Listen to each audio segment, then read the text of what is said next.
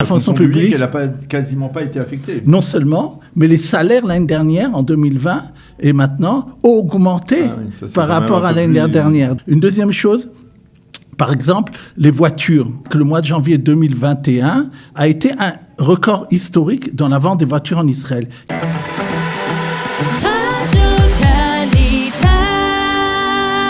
Comme chaque mercredi, nous avons le plaisir de recevoir dans ce studio le docteur Daniel Guggenheim. Daniel, bonjour, Boker Tov. Bonjour. Pour nous présenter votre revue économique, on peut le dire, et revue de la presse économique de cette semaine. Et vous avez retenu dans la presse israélienne un titre assez encourageant, il faut bien l'avouer, dans cette, on va dire, dans ces marécages économiques inquiétants que nous essayons de dominer. Eh bien, une donnée importante, il s'agit en général, il s'agit dans le cas précis des recettes fiscales qui sont bien plus élevées que ce que l'on avait prévu.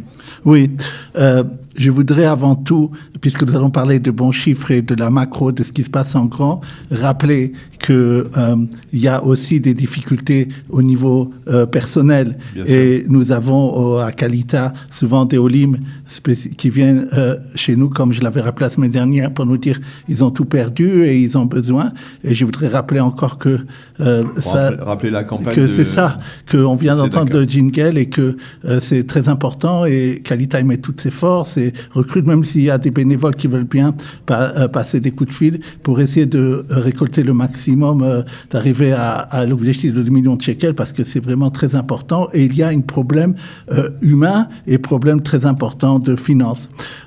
Maintenant, au niveau global, ceci dit, a été présenté cette semaine des chiffres qui m'ont moi-même surpris. Les recettes fiscales de janvier 2021 ont été supérieures à ce qui s'est passé en janvier 2020. Janvier 2020, si je vous rappelle, c'est il y a très longtemps, mais c'est avant la crise du corona.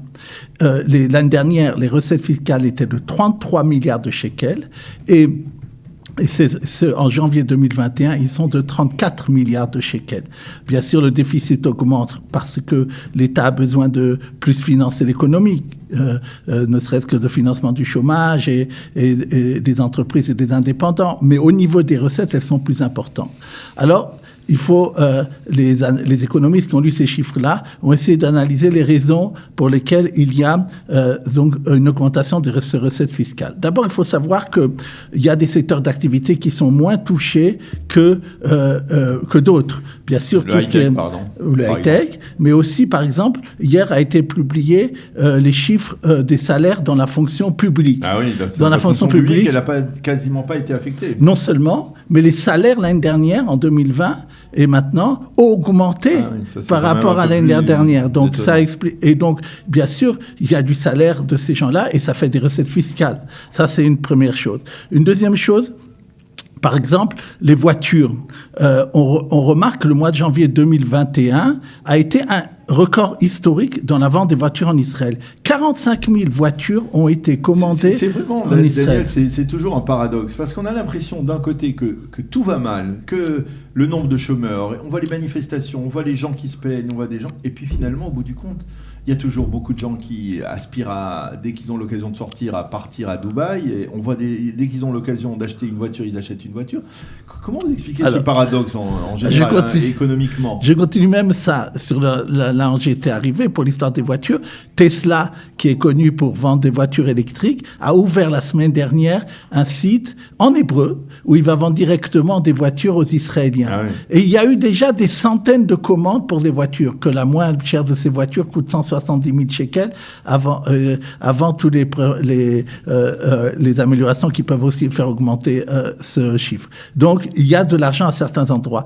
Il y a aussi le fait qu'on a beaucoup parlé de ça, les taux d'intérêt sont négatifs. Maintenant, j'ai eu aussi, sur 2020, je vais vous expliquer quelque chose aussi. C'est qu'ils ont parlé aussi qu'en 2020, ils ont fait aussi des chiffres et ils ont vu que les salaires et les recettes de tout ce qui est des salariés et aussi donc des indépendants et autres plus tous les aides de l'État, qu'ils soient donnés aux salariés ou qu'ils soient donnés aux entreprises, sont supérieurs à ce qui était avant la crise du corona. C'est-à-dire que au niveau de global, et encore pas de toutes les activités, mais je parle au niveau global, c'est la réponse à votre question. C'est qu'il y a plus d'argent dans les agents économiques que ce qu'il y avait avant, en 2020, à cause des aides de l'État. Alors, on va dire comme ça, on doit arrêter de se plaindre, ou c'est-à-dire, quand par exemple, le Yediot Ahronoth, dont on parle souvent dans la revue de la presse israélienne, qui tous les jours nous donne des cas de milliers ou de dizaines d'indépendants ou de petites et moyennes entreprises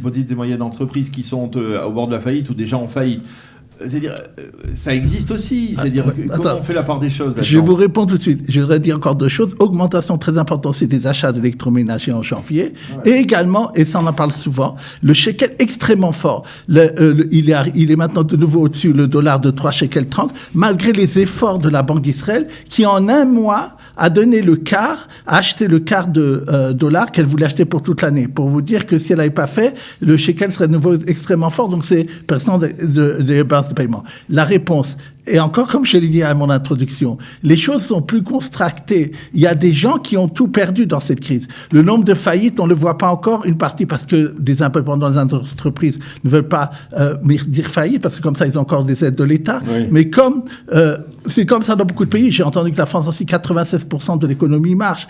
L'économie résiste parce qu'il y a une perfusion de l'État et parce qu'il y a secteur. Et je pense que c'est aussi le miracle israélien qui, depuis 48 et même avant, a besoin de vivre quotidiennement en crise, d'une certaine façon, arrive, globalement, je parle, au niveau économique, à résister à cette grande crise qui n'est pas arrivée depuis 100 ans. Maintenant, qu'est-ce qui se passera après ? Et il y a encore, ce que vous dites est vrai, ce que dit Ahronoth est vrai, il y a des cas très très durs, puisque on les voit, mais ça n'empêche pas que du point de vue global, il y a quand même une partie de l'économie, une grande partie qui s'en tire, c'est les chiffres que je viens de donner.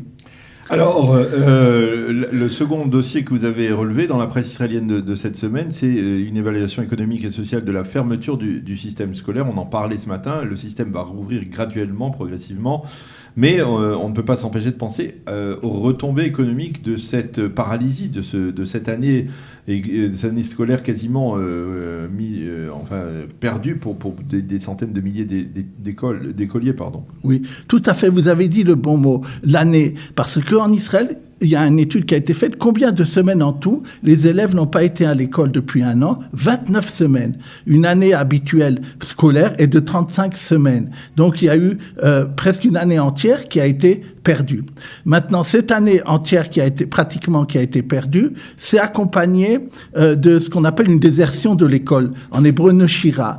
On estime à 10% le nombre d'élèves, surtout je suppose dans le secondaire, qui ont abandonné l'école. Ce qui est très très important. Il y avait même dans les classes, dans les couches fortes de la société où ça n'existait pas, on a remarqué que ça peut aller jusqu'à 5%. Donc c'est un problème. Il faut savoir, par exemple, en France, ils ont décidé au 3e confinement, à cause de cette désertion scolaire, de ne pas fermer le système scolaire, parce que c'est très important à ce niveau-là. Maintenant, dans les évaluations économiques et sociales qui ont été faites sur cette fermeture, on pense que la perte pour l'avenir de l'économie israélienne et pour les gens qui perdent dans leur salaire, dans leur activité plus tard, c'est entre 15 et 30 milliards de shekels qui seront perdus par ce manque de scolarité. Le Zoom ne remplace pas tout et bien entendu, il y a un problème à ce niveau-là.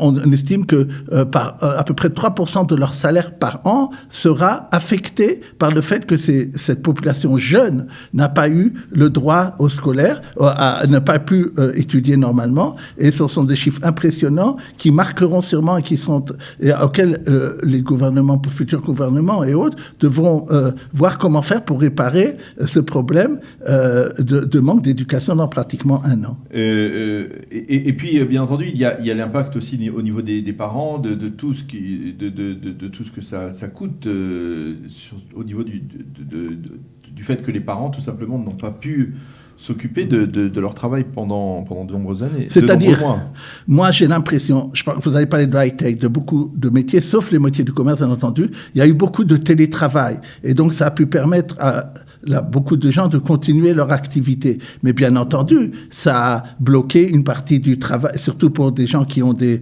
enfants en bas âge. Ça a dû leur provoquer justement le fait de devoir rester au chômage, de pas pouvoir travailler. C'est une des raisons pour lesquelles, d'ailleurs, je suppose que vous avez souligné, c'est d'abord les petites classes qui vont recommencer graduellement à être ouvertes à partir de demain. Alors, je voudrais qu'on parle d'un sujet, vous l'avez mentionné comme le dernier sujet que vous vouliez évoquer, mais on va en parler maintenant et on terminera avec l'autre titre que vous avez choisi. Mais c'est la loi facilitant le changement de banque qui a été votée. Ça, c'est important parce que je sais que beaucoup de nos auditeurs, eh bien, si un jour ils sont déçus du comportement de leur banque, en particulier lorsqu'il s'agit de transfert de fonds de l'étranger vers Israël, eh bien, ils aimeraient souvent changer de banque. Et c'est extrêmement difficile en Israël. Là, il y a une loi qui a été votée qui permet ce changement de manière plus facile. Oui. J'ai souvent fait l'écho ici, surtout pour les Olim, comme vous venez de le rappeler, du problème du mauvais service et du coût donné par le système bancaire en Israël. À mon avis, c'est un des systèmes les moins concurrentiels pour diverses raisons. Et le gouvernement et depuis longtemps, le ministère des Finances ont voulu permettre une amélioration de cette compétitivité. Et donc, hier a été voté le dernier maillon de cette loi qui fera qu'à partir de septembre prochain, toute personne qui voudra changer de compte et aller dans une autre banque, il suffira qu'il aille à la banque où il veut aller maintenant, et avec un clic, tout sera fait. Il y avait un dernier problème, par exemple, quelqu'un qui avait un chèque, et donc des chèques de l'ancienne banque. Alors vous allez dire, mais comment il peut les utiliser maintenant? Et la loi, justement, hier qui est passée, a dit, même les chéquiers pourront être utilisés de l'ancienne banque pour payer, parce que tout va passer au nouveau compte. Tous les crédits, toutes les choses comme ça, tous les cartes de crédit, tous vos paiements, tout ce que les gens font payent par prélèvement automatique, tout ça ferait par un petit bouton qu'on va appuyer. Et donc, on espère que ça améliorera la compétitivité, en plus du fait que à la fin de l'année, sûrement on en reparlera, il va y avoir pour la première fois en Israël une banque entièrement digitale qui, en tout cas, point de vue coût, va apporter une révolution en Israël puisqu'elle va sûrement faire baisser beaucoup le coût des opérations bancaires. Une dernière chose qui est un tout petit peu liée à ça, que je voudrais mentionner encore, c'est que le ministère de l'Économie donne encore jusqu'à quelques temps une subvention pour changer pour les indépendants, les entreprises qui ont des cartes de crédit que les gens payent par crédit. Ils doivent maintenant changer pour un système plus sophistiqué qui s'appelle EELV. Tout le monde a sûrement entendu parler de ça, surtout qui sont. Et le ministère de l'Économie a décidé d'aider et de subventionner à 80% ce changement. Donc il faut en profiter de cette aide. Et de toute façon, à partir de juillet, ça sera obligatoire d'avoir ce nouveau système. Et donc, indépendants, entreprises, pressez-vous. Alors, et le dernier titre que vous vouliez évoquer ce matin, eh bien, c'est la disparition probable, possible ou probable, d'un grand établissement financier. Il s'agit du Keren Psagot. Psagot. Oui, d'abord, c'est un point de vue humain. Alors, c'est quoi Psagot Psagot, c'est une entreprise de gestion financière qui gère des fonds de retraite, qui gère des SICAV en hébreu Kranot et Manout, qui gère des portefeuilles, et c'est un des plus importants. Tout ça, il s'agit de 170 milliards de shekels, donc c'est beaucoup. C'est une entreprise qui a 750 salariés. Et bien entendu, il y a le coût humain. Depuis 2 jours, ils sont en grève, les salariés, parce qu'ils ne veulent pas être vendus. Ils doivent être vendus à la société qui s'appelle Hatchuler Shacham, qui est d'ailleurs connu pour ses rentabilités, mais pas pour son service les retraités qui ont leur retraite à Psagot, qu'est-ce qu'ils doivent être préoccupés? Non. Eux, ils vont être pris par Hatchuler Shacham. Okay. Là où ils peuvent être préoccupés, c'est au point de vue du service, parce qu'elle s'est souvent fait attaquer pour son mauvais service. Et bien entendu, maintenant, Hatchuler Shacham va passer à peu près à 220 milliards de shekels de gestion de retraite, comme Nora, comme Migdal. Et la personne peut-être se sentira encore plus petit quand elle aura un problème face à Hatchuler Shacham. Maintenant, qu'est-ce qui va se passer?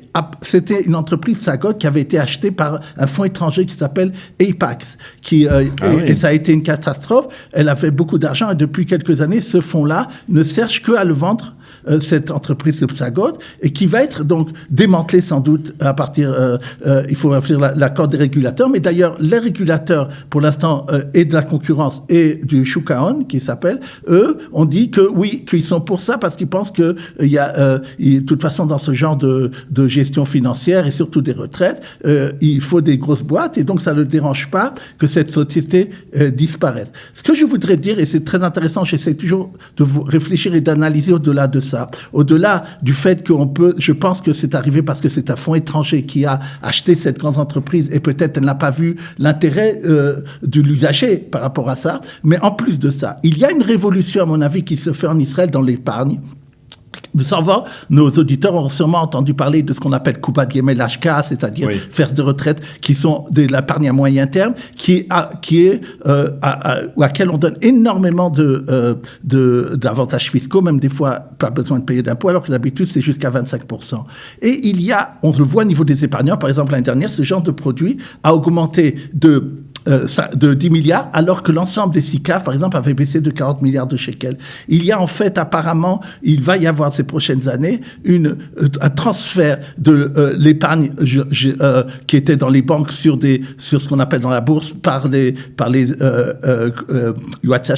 conseillers financiers d'investissement, qui va se passer plus dans ce genre de produits qui sont des polices d'épargne, qui sont vendus maintenant par les assureurs, ou bien de ces coupons de Gemel HK. D'ailleurs, il y a la demande de l'autorité de Shukaon de faire vendre par les banques ces produits qui sont à moyen terme et qui peuvent aussi investir dans des produits qui sont comme des appartements, des choses qui sont pas sahir, qui sont pas commerciales, et en plus qui ont comme énormément intérêt de dire à quel nom, si par hasard la personne vient à disparaître, ça doit être, et ce n'est pas bloqué au niveau du décès. Et donc, à mon avis, c'est le début d'un chamboulement dans tout ce qui est l'épargne des petits et grands épargnants.